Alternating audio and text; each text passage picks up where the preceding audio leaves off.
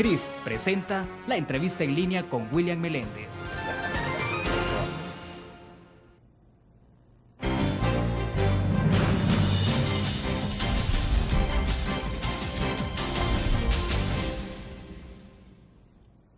Es lunes 15 de agosto de 2011, bienvenidos a la entrevista en línea que transmitimos en tiempo real desde la sala de redacción de la Prensa Gráfica.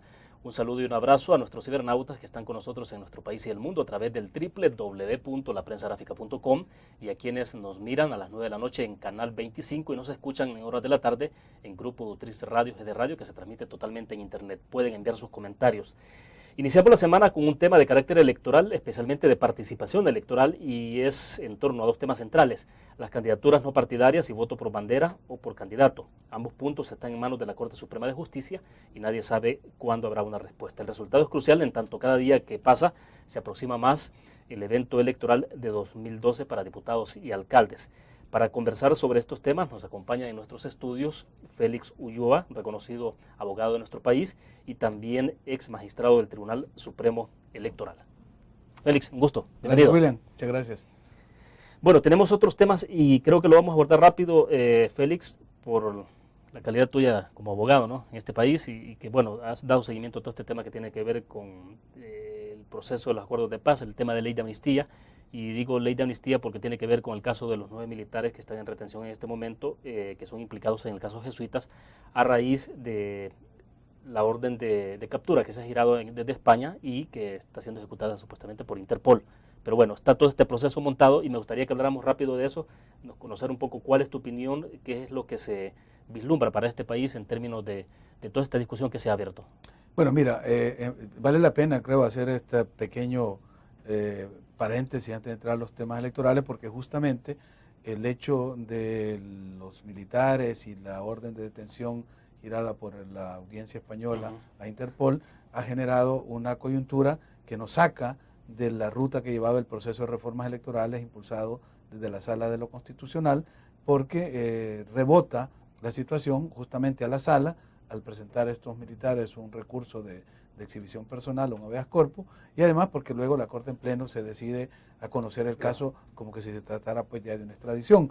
Mira, yo creo que el problema nuestro con el caso de los militares actualmente es que nunca pensamos más allá de nuestra frontera. La visión parroquiana que tienen el Foro Nacional, los magistrados de las salas de lo constitucional anteriores, los actuales diputados, esa visión municipal, limitada, no les ha permitido ver que el mundo está globalizado, que hay otros países en los cuales la justicia universal es parte constitutiva de su derecho interno, y en este caso España, en la ley orgánica del Poder Judicial, el artículo 23, en el numeral cuarto, establece el principio de jurisdicción universal. Entonces nunca se pensó de que un día este caso iba a llegar a España, y como llegó a España pudo haber llegado a Bélgica. De acuerdo. Ahora, Félix, hay dos escenarios clarísimos. Uno es, y evidentemente el país tampoco es poco lo que puede hacer el país respecto de las decisiones que están tomando en España, ¿no?, en la Audiencia Nacional Española, pero localmente las implicaciones que esto tiene.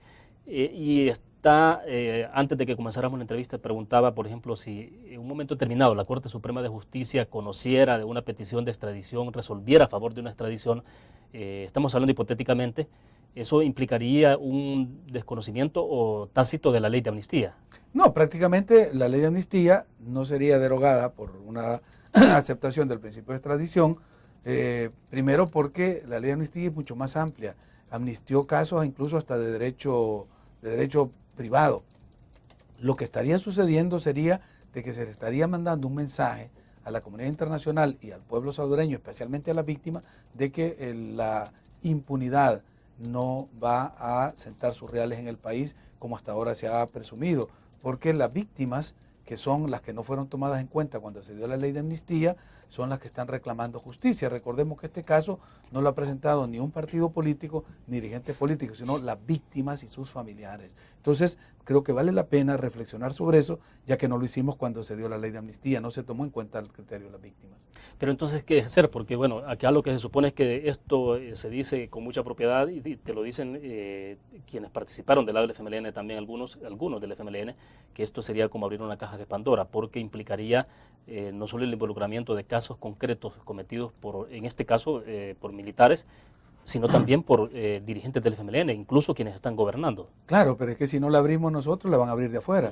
Es mejor que la abramos nosotros y la administremos bien.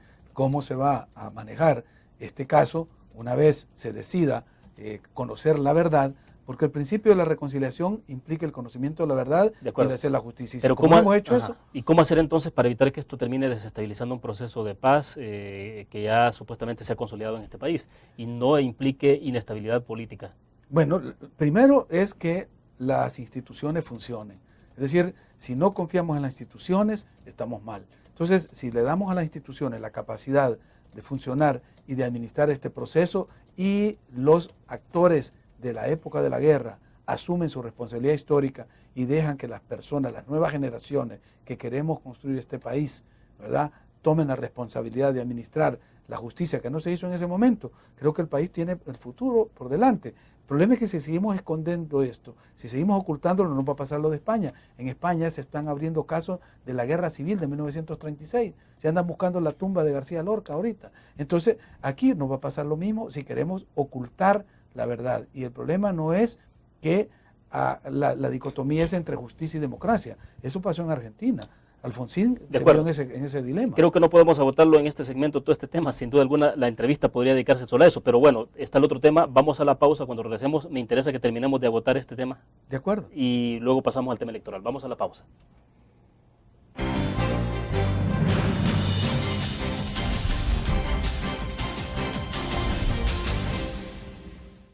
¿Qué te parece si este año descubres nuevos destinos?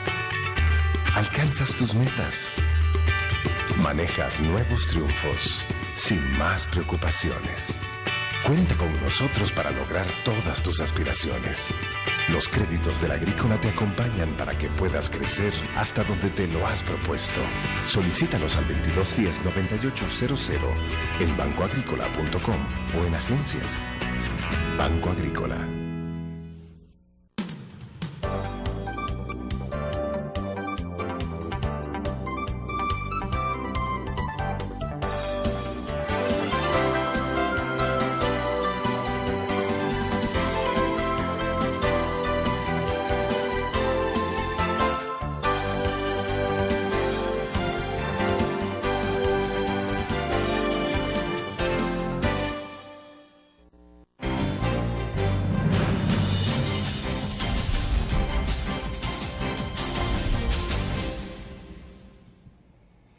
Félix Ulloa, reconocido abogado de nuestro país y ex magistrado del Tribunal Supremo Electoral, está con nosotros en nuestros estudios. Félix, la semana anterior, justamente el viernes de la semana pasada, tuvimos acá al general Mauricio Ernesto Vargas y, bueno, firmante de los acuerdos militar.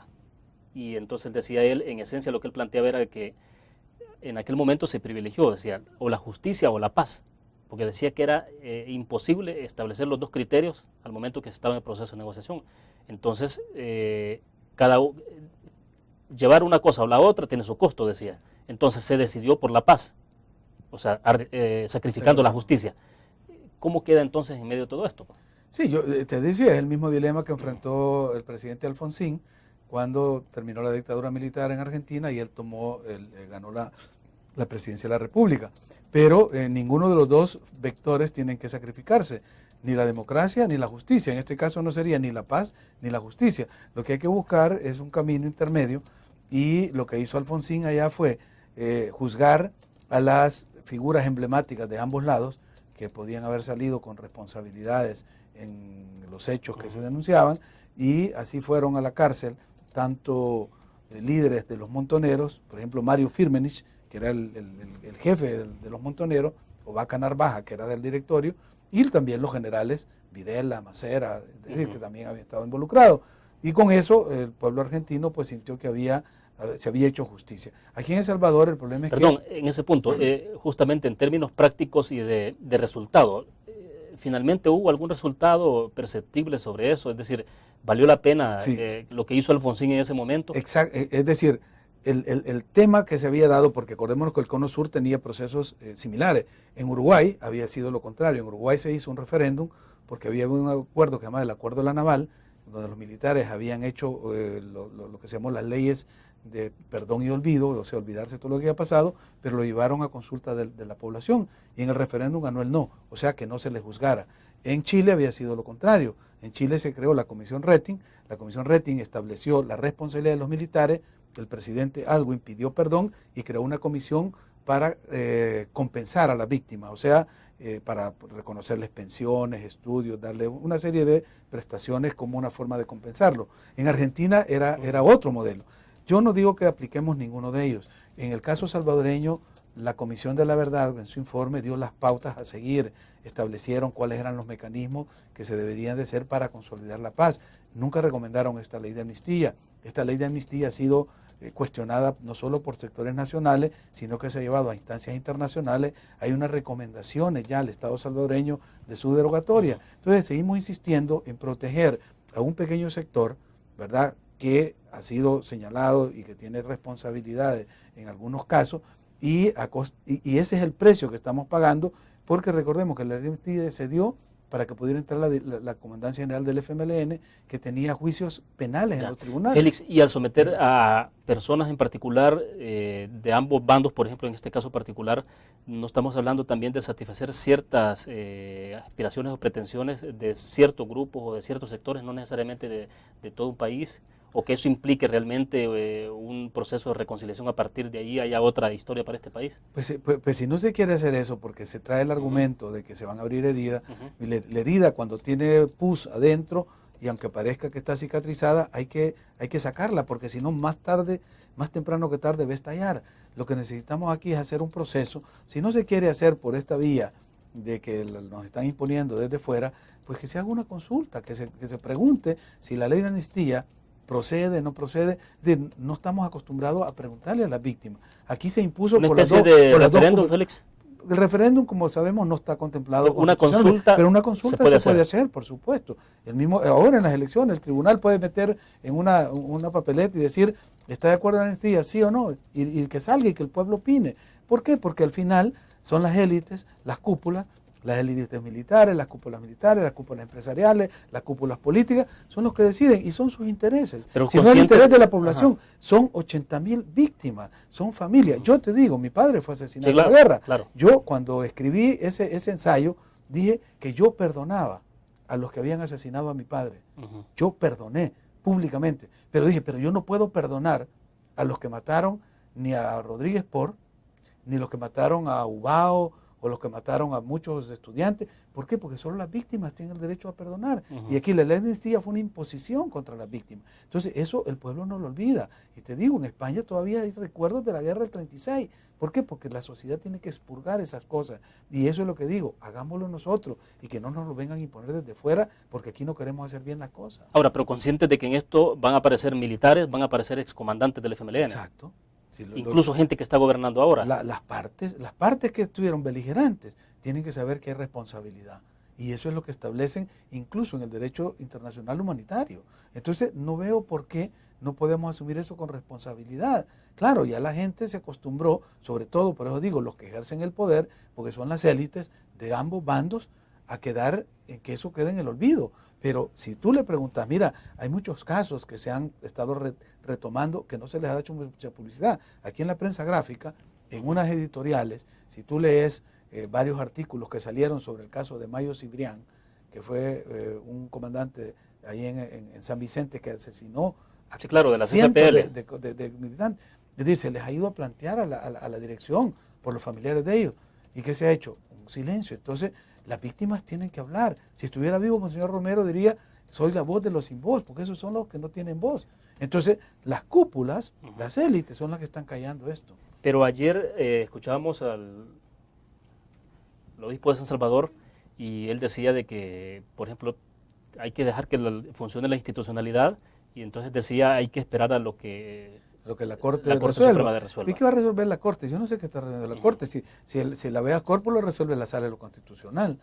Y la Corte lo que está conociendo es, en todo caso, sería un pedido de extradición que no sé quién lo está tramitando, quién ha pedido la extradición de los militares. Yo hasta donde conozco lo que se ha hecho es abrir un proceso en España, ¿verdad? Y solicitar que ellos lleguen, y como no llegaron voluntariamente, pues una medida que se toma es pedir que lleguen a la fuerza. Igual tenían El Salvador aquí.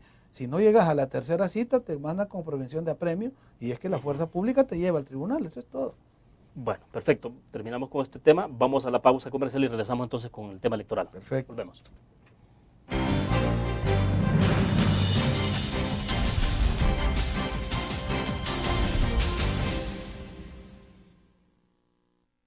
¿Qué te parece si este año estrenas ilusiones? Descubres nuevos destinos. Construyes tu futuro sin más preocupaciones. Cuenta con nosotros para lograr todas tus aspiraciones. Los créditos del Agrícola te acompañan para que puedas crecer hasta donde te lo has propuesto. Solicítalos al 2210-9800 en bancoagrícola.com o en agencias. Banco Agrícola.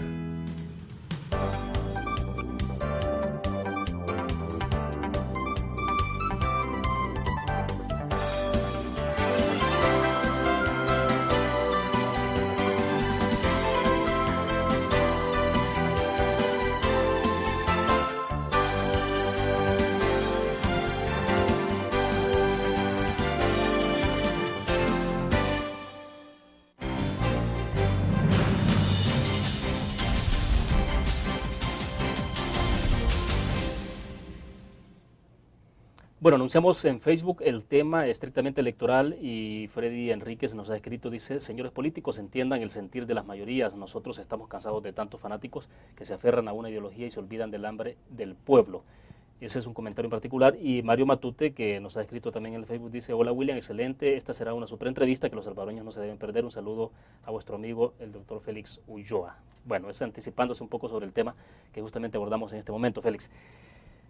Bueno, al final hay dos temas puntuales, el tema del voto por bandera o voto por candidatos, y el otro tiene que ver con las condiciones de los candidatos independientes. De los no partidarios. Exacto. Exactamente. Vamos por parte. En el caso de del por bandera o por candidato, Félix, ¿cómo estás observando esta discusión? Mira, con mucha tristeza. Con mucha tristeza por tres razones básicas. Primera razón, yo presenté el recurso antes de las elecciones, de las vacaciones, perdón, para que pudiese la sala decidir si lo admite o no lo admite con suficiente tiempo antes de las elecciones. Todavía no me lo han resuelto. Segundo, situación de tristeza. Cuando el presidente Funes sanciona el decreto que permite que se vote por banderas, se está contradiciendo al propio argumento que él utilizó cuando vetó ese decreto, que en aquella época era el 635, y el 24 de marzo de este año, todos pensamos pues que iluminado por Monseñor Romero, porque era el aniversario de la muerte de Monseñor Romero, él lo había vetado. Ahora lo sanciona y lo que hace es contradecirse. Y eso es lo mismo lo que está sancionando. Exactamente lo mismo. O sea, el permitir que se vote por banderas es violar la Constitución. Y el tercer argumento es que la Asamblea aún no entiende y sigue insistiendo en querer mantener el voto por banderas. Entonces, yo presenté esta nueva demanda de inconstitucionalidad fundamentándome básicamente en la sentencia del 29 de julio del año pasado, donde la Corte, al momento de fallar, en mi caso, cuando yo pedía que se hicieran las listas abiertas y desbloqueadas, daba parámetros a la Asamblea cómo legislar. Esto incluso se interpretó como una invasión, intromisión de funciones que estaban diciéndoles que estaban legislando. No, eran parámetros para decirles cómo tenía que hacerse para respetar el hecho de que tú, como ciudadano, elector, vas y escoges a tu representante directamente y no a una bandera de un partido.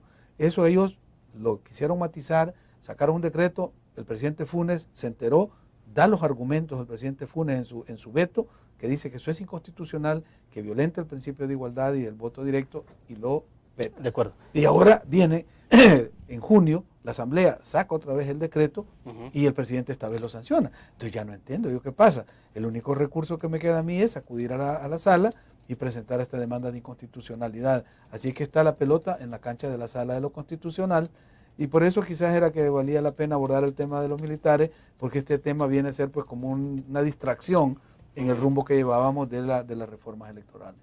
Bueno, pero entonces está claro, la decisión final o lo que pueda ocurrir está en manos de la sala. De la sala de lo constitucional. Sala, donde yo le he demostrado Félix, de que es inconstitucional votar por banderas. Félix, pero ¿qué fue lo que pasó entonces en ese lapso? ¿qué habrá provocado que entonces, desde tu punto de vista, como lo has explicado, el presidente Funes se haya contradicho a una decisión que tomó inicialmente? Veta y luego sanciona lo que es lo mismo. Sí. O sea, ¿qué habrá pasado? Porque los partidos políticos finalmente no parece que estén tampoco tan convencidos de que el voto por candidato sea lo mejor. O sea, no, ya vimos el resultado. Pues. No, para ellos eso ahí se acaba el poder, el monopolio que tienen para imponer ellos los listados y que nosotros vayamos a ratificar. ¿Qué habrá pasado? Yo creo entonces? que lo que pasó en ese ínterin fue que la presidencia de la República entró en negociaciones, sobre todo con el partido que lo llevó como candidato, y en ese partido hay una decisión firme, férrea, y me consta personalmente, porque lo he discutido con más de algunos de los miembros de la Comisión Política de ese partido, de que ellos no iban a permitir que hubiese un 100% de devolución de la soberanía popular al pueblo, o sea, a los electores. Y no es que estén en contra, según lo que me dijeron, porque me dijeron que el problema es que darlo de un solo, devolver la soberanía el 100%, es como darle un juguete a una pistola a un niño que lo puede hacer mal uso de ella. Entonces pueden elegir cosas. Entonces ellos querían reservar un porcentaje de esa soberanía popular para que quedara siempre en manos del partido. Y por eso es que ves que tú que salió este decreto que da como 3 posibilidades de votar. Uno es votar por candidato no partidario, otro votar por los candidatos del partido en la lista desbloqueada y tercero votar por la bandera. Es decir, la aproximación del FMLN es vamos a ir cediendo por pocos la soberanía al pueblo. Entonces le vamos a devolver una parte. Puede votar por independientes y por miembros de partido, pero también por la bandera. Porque además dice, nuestra bandera es emblemática, es el símbolo que identifica al partido y la gente la asocia con la bandera. Pero ¿a quién le tiene miedo el FMLN, en esencia? A perder el control del orden de los diputados. Porque en el momento en que no aparezca la bandera como opción de voto, la bandera, yo en el escrito que presenté a la sala digo, la bandera siempre debe de aparecer para que la gente sepa de qué partido son esos diputados. Sí, pero no votar sobre ella. Ajá, de acuerdo. Porque eso es lo inconstitucional, que tú votes sobre la bandera.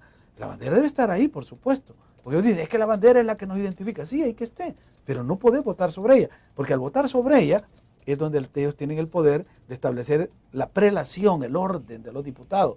Y es más, y eso lo detectó el presidente Funes cuando vetó el decreto, porque dijo, el hecho de que pueda haber preeminencia dentro de los diputados del partido, porque tú votas por la persona, pero la bandera tiene más poder cuando hay igualdad, prima la bandera, entonces se está rompiendo la igualdad del voto, porque el voto como característica es igualitario. Entonces es el argumento que usó el presidente Funes. Claro. Ahora, Félix, ¿crees que se está perdiendo una oportunidad, o más bien el FMLN en este caso, el presidente Funes, están perdiendo una buena oportunidad de haber hecho una transformación de fondo? Exactamente. Ahora, el costo, yo te digo, yo lo puedo entender a nivel político.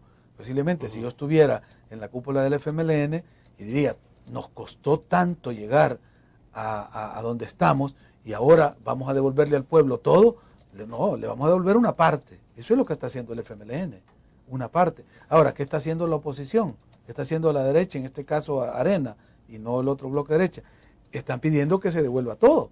Claro, porque ellos ya no ejercen el poder. Entonces, desde la oposición el panorama es distinto, porque cuando ellos tuvieron el poder, no hicieron esta reforma y desde esa época se viene planteando el tema. Entonces, ahora el FMLN está jugando a lo mismo, nada más que dice, bueno, voy a ceder un poquito de soberanía, pero yo me reservo el control a través del voto por bandera, porque ahí yo pongo los candidatos que quiero y en el orden que yo quiero. De acuerdo, vamos a hacer otra pausa comercial, volvemos.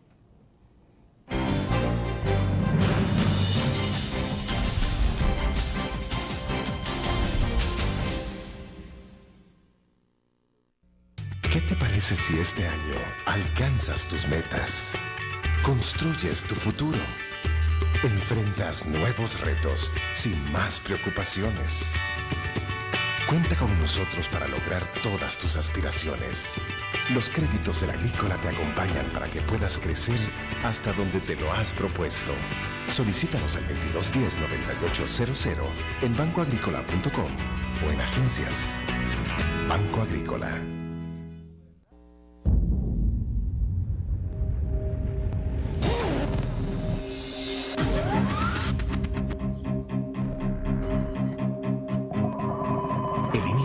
estrategia financiera desde los negocios y la actividad económica hacia toda Centroamérica.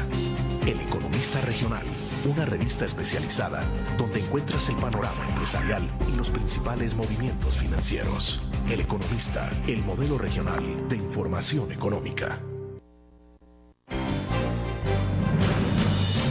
¿Va a estar preparado?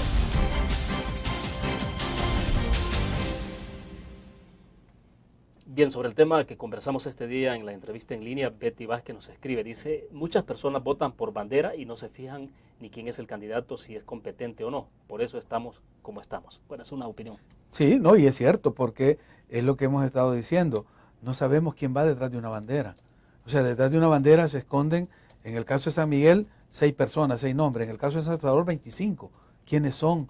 ¿En qué orden van? No sabemos. Por eso es que yo he venido insistiendo de que el derecho de escoger, de seleccionar, de votar por el representante es un derecho inherente al ciudadano, y no solo porque es inherente, sino porque la Constitución así lo dice. El artículo 78 dice que el voto debe ser directo, igualitario y secreto. Entonces, si nosotros no le damos esa posibilidad de que el voto sea directo y le ponemos una bandera que es como un agente intermediario, le estamos quitando al ciudadano la posibilidad de elegir a su representante. Y quien lo elige es la cúpula del partido que pone la bandera. Entonces, por eso tenemos ahí gente, yo te aseguro de que hay mucha gente del PCN, del PDC, del FMLN, de Arena, que van a ir a votar toda la vida por su partido, porque es su partido, pero no les gustan los diputados que están de su partido. Porque, por ejemplo, la gente de Santana, o en su ocasión la gente de San Vicente, cuando le pusieron a Francisco Merino, que es de San Miguel, y ellos vieron que salió electo, si él iba en una bandera del PCN, la gente va a votar por la bandera del PCN, pero el nombre que iba ahí era de Francisco Merino.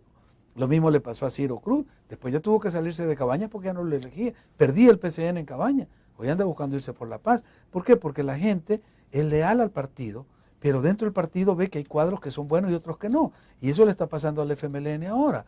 Mucha de la gente que está peleando por la bandera es porque no tienen trabajo territorial, es porque no van a salir electos al momento de que la gente vaya a votar por ellos, porque no los conocen allá, porque siempre los ven solo sentados. O sea, porque esto los obligaría a tener más identidad, a estar más cerca de la gente. Más cerca de la gente. Y que la gente los conozca. Que los conozca y que les diga, exacto. Y que los interpele ser también. Su representante, exacto. Se han sometido a la interpelación como ocurre en Estados Unidos. Estados donde vos sabés, vos les mandás cartas, todo el mundo dice, mándele una carta a su representante. No, y el congresista termina votando incluso en contra de su partido porque responde a sus electores. Al distrito. A las constituencies, se dice en inglés. Entonces, aquí no, aquí, por eso te digo, es el poder de la cúpula, porque esta gente responde a la cúpula. Si después quiere salir reelecta, tiene que estar bien con la cúpula, ahora, Félix, no con los electores. Pero al final en lo que estamos es una especie de una rueda de caballitos. Ahora, en aquel momento era Arena en el poder, no se hizo nada porque me decían en el corte comercial no le convenía. Hoy están en oposición, les conviene que se haga. El FMLN ahora está en el poder, no le conviene que se haga, pero entonces la de nunca acabar. Exactamente, pero es por eso, porque no tienen visión de nación. O sea, estos políticos son de luces bajas, o sea, no manejan con luces altas, no ven más allá de los intereses inmediatos. Y por eso es que estamos así, porque después cuando el FMLN pase a la oposición va a ir a impulsar esta reforma. Si nadie tenía más interés en cambiar el sistema electoral que la gente que estoy en la Comisión de Reforma Electoral del Frente, si hemos trabajado juntos, si yo me he reunido con ellos desde que estamos en la coalición, que me llevó a mí de magistrado en el 94, claro, planteando toda esta reforma. Y ahora me extraña que cuando venimos a tener la posibilidad de impulsar la reforma, nos volvemos refractarios, nos volvemos reaccionarios, conservadores, y no damos el paso que por lo que soñamos, por lo que luchamos, que era establecer la democracia. Entonces yo, como soy un demócrata convencido, y no tengo ningún interés partidario inmediato que me limite, yo sigo viendo el panorama desde la misma perspectiva. Ya los que asumieron el poder y ahora están en el poder, ya dejan de ser revolucionarios y se vuelven reaccionarios, o sea, quieren mantenerse en el poder. Y esta es una lucha natural. ¿Sabés cómo lo comparo yo? Como cuando decía el filósofo que nosotros empezamos a morir desde el día que nacemos, porque cada día que va nos vamos acercando a la muerte. Aquí los partidos que toman el poder empiezan a perder el poder desde ese mismo día. Entonces la lucha es por mantenerse en el poder. El FMLN está en ese dilema. El FMLN está en esa línea. O sea, dice, yo ya controlé el poder, controlé el poder municipal, controlo el poder legislativo, tengo ya una parte del ejecutivo, hoy lo que me toca es mantenerme. Y para eso voy a hacer todo lo que hacían los partidos anteriores para estar en el poder. Entonces eso es lo que desnaturaliza la visión revolucionaria que tuvo el FMLN en su momento. Ahora, Félix, el asunto es que, volviendo a dónde está la pelota en la cancha de la Corte Suprema de Justicia, el punto es que esto, el tiempo está corriendo para las elecciones. Bueno, como me indican que vamos a hacer una pausa, vamos a la pausa cuando regresemos. Entonces, ¿qué se puede esperar de la Corte Suprema de Justicia? Exacto. ¿Qué debería hacer? Porque los tiempos corren. El Vamos calendario electoral ya está. De acuerdo, volvemos.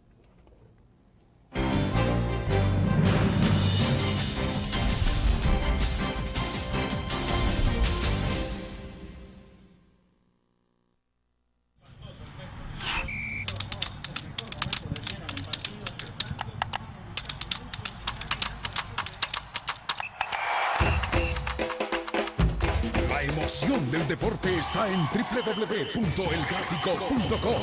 Ingresa al nuevo escenario deportivo y descubrí toda la pasión del deporte. Fotos, videos, fichas y resultados de las mejores ligas del mundo. Elgráfico.com. Conectados por deporte. Learn. La revista más innovadora y moderna de todos los tiempos. Única en su estilo, creativa. Un espacio exclusivo y reservado de entretenimiento y diversión, llevada al máximo. Blur. Time Out, Movie, lo mejor de la cartelera. Art. Shopping, la guía de la moda. Go, viajes cortos fuera de la ciudad. Blur.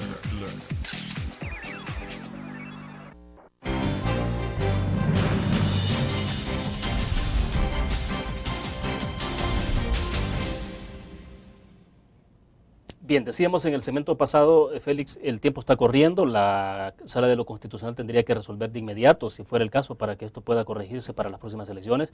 Pero bueno, se vino toda la discusión del 743, ahora se habla de amarres, no amarres, de si la Corte, la Sala de lo Constitucional le bajó presión al acelerador, o ese tipo de cosas. Finalmente, entonces, ¿en qué puede derivar esto? Mira, lo que va a derivar es que puede haber, primero, un atraso en la ejecución del calendario electoral.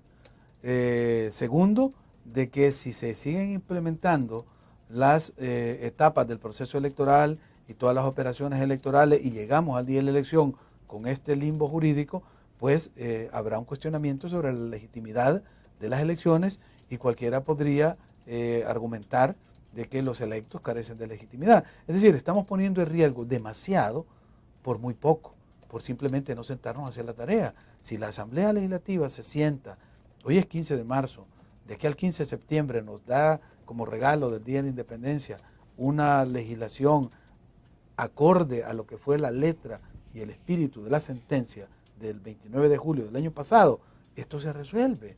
Entonces la pelota está siempre en cancha de la Asamblea. El tribunal no tiene más. Y el pobre Eugenio está pidiendo ahí que ya no haya más reformas, que le den el presupuesto. Es decir, está con las manos atadas.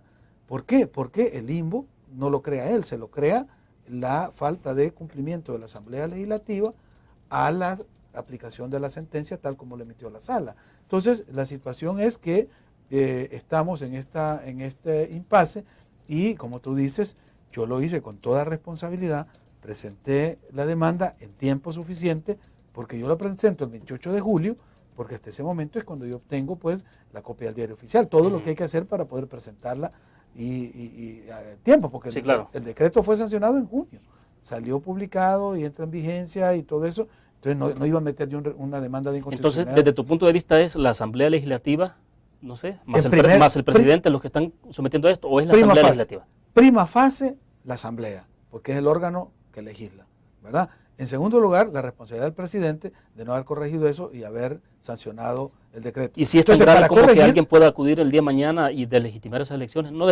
Sino presentar un recurso y que se deslegitimen las elecciones. Sí, sí, o sea, es decir, si el proceso sigue tal como está y la Sala sigue manteniendo sin resolver esto, ¿verdad? O si lo resolviera y la Asamblea dice que no hay tiempo para legislar y el tribunal está obligado a acatar la sentencia, estaríamos en el caso de lo que está, por ejemplo, lo de los dos partidos, que en la Corte... Sí, el caso de Concertación Nacional, PCN, que decíamos en el corte, al final estamos hablando de que habrá cuatro partidos. Cuatro partidos, cuando no debería en este momento haber ninguno, o los dos que están en proceso de formación, porque se les dio el decreto express que le facilitó para que recogieran la firma. Bueno, pero eso es legal. Puede que no sea ético, pero es legal. De acuerdo. Que vayan a recoger la firma, pero que esté el PCN y el PDC todavía inscrito, o sea, que en el libro que lleva el Tribunal de Registro de Partidos Políticos no se haya cancelado a estos dos institutos, eso es una violación a la sentencia y eso se llama desacato. Y el Tribunal Supremo Electoral ha caído en desacato porque 2 de sus magistrados titulares no votaron, no campañaron con sus votos a 3 magistrados. Entonces, ¿qué hay que hacer ahí? Simplemente deducir responsabilidades para los funcionarios que no cumplen la ley, porque cuando uno es juramentado en el cargo, uno jura cumplir y hacer cumplir la Constitución y las leyes de la República. Pues estos 2 magistrados estaban obligados a hacer cumplir una ley de la República, que en este caso es la sentencia de la sala ordenando la cancelación. O sea, no tiene Walter Araujo, por ejemplo, la facultad en este momento de decidir votar a favor o en contra. No. Él lo que tenía que era acatar y entonces votar junto a los demás para cancelarlo, punto. No hay más. Es que no estaba deliberando un caso.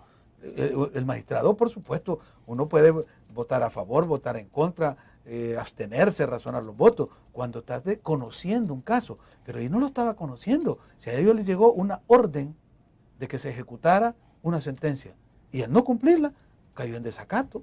Eso es, sencillamente. Y por su desacato, lo que debió haberse hecho era presentar ya la denuncia a la Fiscalía General de la República para que proceda. O la Fiscalía de oficio, al conocer este hecho, podía proceder. Bueno, pero lo podría hacer entonces Eugenio Chicas. Podría hacerlo Eugenio, podría hacerlo cualquier ciudadano o alguien que se sienta afectado. Los ciudadanos que pidieron la cancelación de esos partidos, que fue el FESPAD. Yo no sé, María Silvia Guillén o Abraham Ábrego, que conocen esto, pueden ir ya a la Fiscalía, ir a denunciar a estos 2 magistrados que por culpa de ellos la institución está cayendo en desacato porque no está cumpliendo la sentencia de la sala que ordena al tribunal, es que no le consulta, lo ordena cancelar el registro de estos 2 partidos. Eso es. Ahora, porque mientras tanto, entonces lo que podemos tener en las elecciones del próximo año es que va a estar vivo. 2 partidos, el Partido Demócrata Cristiano, Partido de la Esperanza y Partido de Concertación Nacional, y más el PCN. Exacto, lo cual es un desaguisado, es una cosa inaudita. ¿Por qué? Y ahí es donde volvemos a caer en la ilegitimidad e ilegalidad de un proceso electoral, porque todas estas irregularidades, en estricto sentido de derecho, tienen una consecuencia. Es decir, hay vicio en el proceso electoral, y cuando un proceso es viciado, el resultado final tiene que ser viciado por el origen del proceso. Félix, insisto, entonces en el caso concreto, por ponerle nombre y apellido, Walter Araujo, más el otro magistrado que votaron en contra de esto, no tienen esa facultad de decidir si votan o no votan a favor o en contra. O sea, es que a ellos simplemente les llegó que se cumpliera la sentencia. Yo te digo... Ahora, este caso es inédito. Es inédito. ¿O tenemos antecedentes? No. El antecedente fue que otra vez cuando el mismo PCN se le ordenó al tribunal, pero ahí no se le ordenó que lo cancelaran, porque en el proceso de cancelación se les pidió que consideraran y hubieron estas consideraciones. Era otra cosa. No había una sentencia, era una interlocutoria la que envió la sala. Hoy es una sentencia. Y como hemos dicho, las sentencias de inconstitucionalidad son erga omne, o sea, de obligatorio cumplimiento. No admiten discusión, es de cumplirla. Entonces yo no puedo decir, así es que me parece, no estoy de acuerdo, los magistrados se equivocaron, mi voto es en contra. No, la cumplo. Y si no la cumplo, se me aplica la ley. Porque yo como funcionario estoy obligado a cumplir la ley. Bueno, vamos a la pausa y conversemos al regreso de las candidaturas no partidarias, todo el tema de requisitos, que también es otro punto que está en objeción. Vamos a la pausa.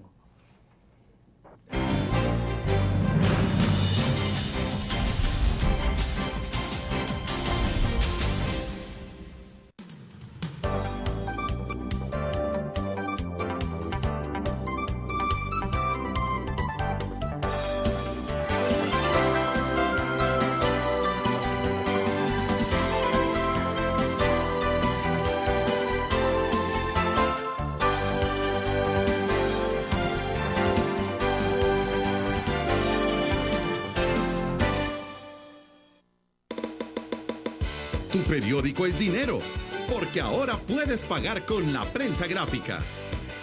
Busca y recorta en tu periódico El Dinero, que podrás canjear en los establecimientos de nuestros aliados. Encontrarás uno cada día. Compra con la prensa gráfica y encuentra una buena noticia para tu bolsillo. Con la prensa gráfica lo compras, compras. Con la prensa gráfica lo pagas, pagas. La prensa gráfica. Noticias de verdad.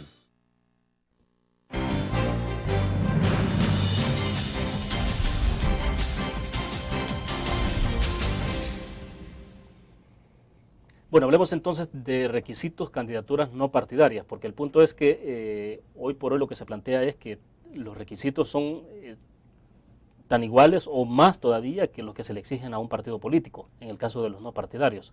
Son totalmente desproporcionados. Desproporcionados. Sí. Y eso mucho más de los que se aplican para un partido. Pero es que increíblemente más. Por ejemplo, a un partido político no se le pide que sean 4 magistrados los que aprueben su inscripción. Al candidato independiente le piden que sean 4 magistrados, casi le piden unanimidad. Segundo, a los partidos políticos no les piden que rindan fianza, no se les pide caución, no se les pide que presenten un presupuesto de campaña. O sea, todo lo que es la parte del financiamiento de las candidaturas no partidarias y que son leoninas las condiciones, no se le piden a los partidos. Tercero, al partido no se le limita su capacidad de proselitismo y de comunicación pública con el elector antes de que se convoque a elecciones. El candidato no partidario solo puede ir a inscribirse después que se ha convocado a elecciones. Entonces el tiempo para hacer su proselitismo es demasiado limitado. Bueno, y seguimos enumerando, como de esas hay muchísimas más, pero hay una que me llama la atención, que la leo yo en mi tercio comparaciones, que es lo que yo uso para como parámetro de inconstitucionalidad del tertium comparationis, donde digo que se está violando el derecho a elegir y ser electos, que te garantiza la Constitución, el artículo 23 de la Declaración Americana de Derechos Humanos, el 21 de la Declaración Universal, porque a la persona que ha sido diputado en una legislatura no puede ir como candidato no partidario a la siguiente, o si ha sido miembro de un partido político. Eso es una inconstitucionalidad, porque el hecho de haber sido diputado no te limita, según la Constitución ni el derecho internacional, tu facultad, tu potestad, tu derecho de correr en otra legislatura. Ahora, eso tampoco se le exige a los partidos. Por eso. Entonces, todo es, como vas viendo, hay una serie de condiciones que se le imponen al candidato no partidario que no se le exigen al candidato que viene del partido político. ¿Y crees tú que en el fondo lo que busca con esto es desalentar entonces a la participación de una candidatura? Es decir, yo como ciudadano quisiera participar para desalentar. Ves una barrera tan alta que sabes que no la vas a pasar. Entonces lo que han puesto es un muro para que lo que la sala falló de que se podía correr para diputado sin necesidad de pagar por un partido político, el partido construyó un muro tan alto que nadie lo puede pasar. ¿Y es una violación entonces a la igualdad? Al principio de igualdad, al derecho de igualdad que está en el artículo 3 del Código, que dice que todas las personas somos iguales ante la ley, y personas somos tanto jurídicas como naturales, entonces se viola el artículo 3. Y también se viola el artículo 72 cuando dice de que para optar a un cargo de elección popular no hay más requisitos que lo que establece esta Constitución y la ley. Y en la Constitución dice cuáles son los requisitos para ser diputado. Y no te pone de que no haya sido diputado en una legislatura. Entonces es una locura que han puesto ahí. Así que hay... Ahora, como mínimo debería ser los mismos requisitos que se establecen para los partidos, ¿o tiene que ser menos? No. Si se ponen los mismos, hay condiciones de igualdad y de equidad en la contienda electoral, que es lo que se busca en el derecho electoral y en la doctrina electoral, es que haya equidad en la contienda. Ahora, si se le pone más bajo por consideración de que el candidato no partidario carece de estructura, carece de recursos, no tiene financiamiento del Estado, de todas las ventajas que tiene un partido, deberían de ser más bajas. Pero aquí se hizo al revés, se le pusieron más altas. Pero volvemos entonces, ¿siempre es temor de los partidos políticos? ¿A qué se le teme en este caso en particular? Exacto, yo siempre lo dije y lo presenté en mi exordio a la sala, de que no, y a todo el mundo se lo he dicho, no caigamos en la trampa que nos está poniendo los partidos políticos. Nos están lanzando este monstruo jurídico que el mismo Chico Merino, en una declaración a un medio, dijo de que era plegado de inconstitucionalidades ese decreto, el 555, porque es una distracción que los partidos nos van a poner para que estemos peleando sobre eso, que no tiene ninguna relevancia, porque con suerte va a llegar un candidato no partidario, aunque le pongas todas las condiciones, aunque se lo pongas fácil, no van a haber 5 o 6. ¿Por qué? Porque es muy difícil hacer una campaña electoral. Entonces no era ese el tema, esa era la distracción, porque el verdadero temor de ellos es el de las banderas. Entonces, por eso lanzaron, fíjate que la sentencia es una sola, es unitaria, es una unidad. Ellos la dividen y regulan lo de las candidaturas independientes en enero. Claro, yo en febrero sí. presento la demanda, pero vienen hasta mayo, junio, a sacar lo de las banderas, porque ya estamos cerca de las elecciones. Ahora, porque aprobando la candidatura no partidaria implica, ellos no tienen bandera política, no. Es la foto que tendrá que sí, aparecer. Nada más. Entonces, eso hace que también los partidos políticos tengan que hacer lo mismo. Exactamente, pero no estaba relacionado, porque cuando yo presenté la demanda original, que fue fallada en julio, yo hacía la diferencia de los dos casos, y no tienen una relación directa.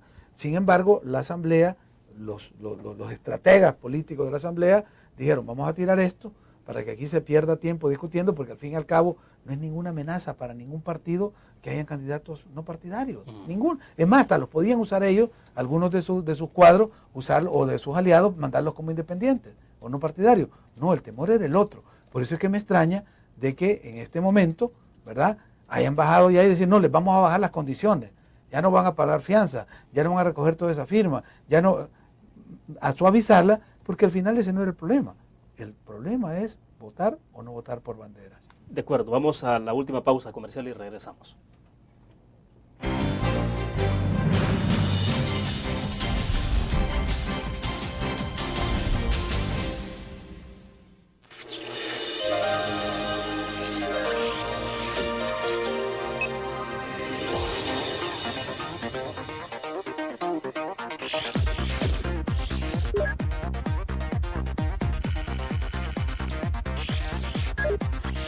Estimulamos tus sentidos para que leas, veas, escuches e interactúes con la verdad. LPG Multimedia. Tu periódico es dinero, porque ahora puedes pagar con la prensa gráfica. Busca y recorta en tu periódico el dinero, que podrás canjear en los establecimientos de nuestros aliados. Encontrarás uno cada día. Compra con la prensa gráfica y encuentra una buena noticia para tu bolsillo. Con la prensa gráfica lo compras. Con la prensa gráfica lo pagas. La prensa gráfica. Noticias de verdad.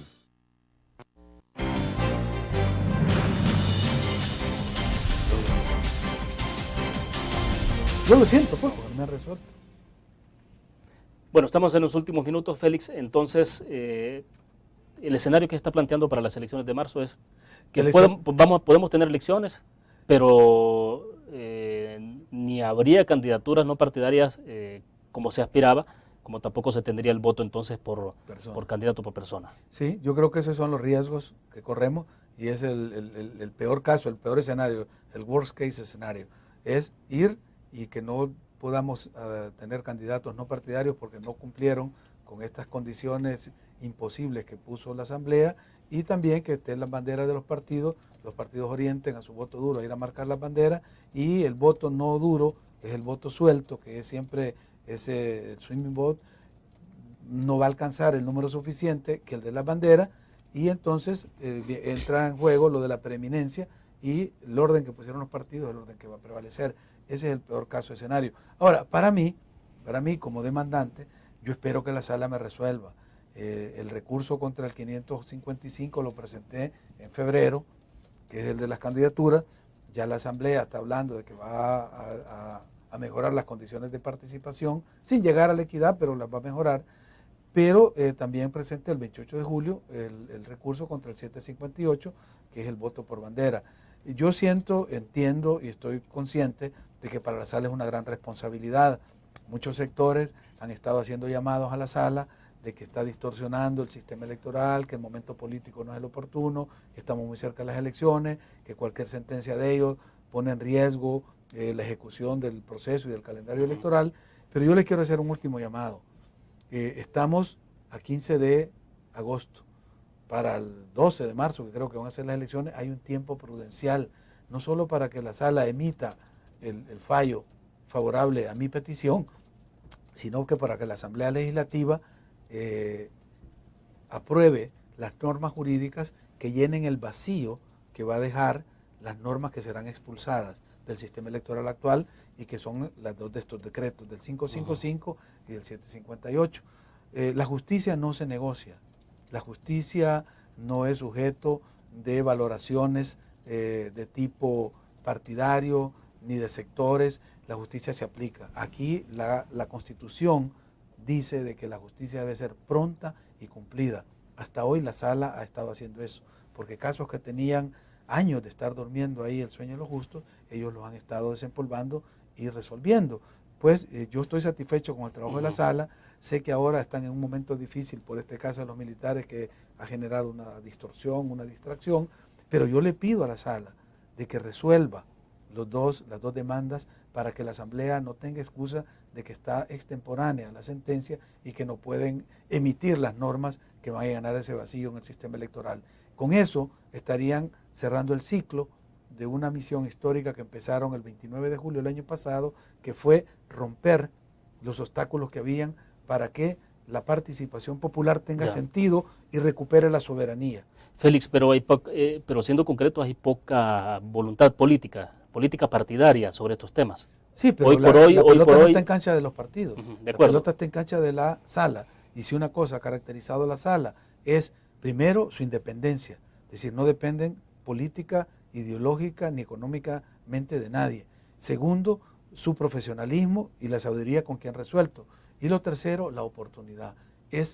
La justicia debe ser oportuna y pronta, como dice la Constitución, es lo que yo pido, pronta y cumplida justicia constitucional. ¿Y no hay peligro de que todo esto pueda generar incertidumbre en términos de lo que pueda pasar para las elecciones? Al contrario, la incertidumbre está como estamos actualmente, y llegar al proceso electoral en esta situación es llegar a un proceso electoral incierto, con los riesgos de ser deslegitimado, con los vicios de origen de todo este proceso, porque ha estado preñado de irregularidades, de violaciones constitucionales, de incumplimientos como ha hecho el tribunal al no cancelar los partidos. Es decir, hay mucha tela que cortar en este momento y la sala tiene las tijeras para hacerlo. Entonces, la pelota está en cancha de la sala. Bueno, pero en este momento también el mismo Tribunal Supremo Electoral tiene problemas con toda la aprobación de presupuesto, con los fondos. Sí, pero digamos que eso es la parte administrativa del proceso. Claro. Lo que estamos nosotros planteando es la parte conceptual, el marco jurídico institucional que legitime el proceso. Estos problemas del tribunal siempre los hemos enfrentado, es decir, que el presupuesto no alcanza, que llega tarde, que hay intervenciones, que Hacienda hace uno, que la Asamblea recorta, en fin, son problemas superables. Aquí el tema central es la legitimidad y la legalidad del proceso, que es lo que está en riesgo en este momento. Y el tribunal está consciente. Yo creo que si alguien entiende lo que está pasando, es el magistrado presidente. Ahora, desafortunadamente, los que antes controlaban el tribunal, en este caso el magistrado Araujo de Arena, son los que están bloqueando y son los que están poniendo en riesgo la institucionalidad del mismo Tribunal Supremo. Entonces yo creo que, como se los decíamos siempre, cuando Arena era el partido en el poder, veamos desde la perspectiva institucional de los intereses de la nación, de la consolidación democrática, el ejercicio que nos mandata la Constitución. Porque si lo vemos en sentido partidario, ustedes ahora están en un partido de gobierno, pero cuando estén en la oposición van a ver lo contrario. Y es lo que estamos viendo ahora. Es lo que estamos viendo ahora. Entonces, no juguemos a hacer una oposición, ¿verdad?, de bloqueo, una oposición que obstaculice la ejecución del proceso, sino una oposición constructiva y propositiva, como dijo Arena que iba a hacer cuando perdió las elecciones. Bueno, se nos agotó el tiempo. Gracias, Félix, por haber compartido. Gracias, William, por la invitación. Bien, terminamos entonces de esta manera la entrevista en línea. Nos vemos como siempre mañana a la misma hora. Gracias por su sintonía.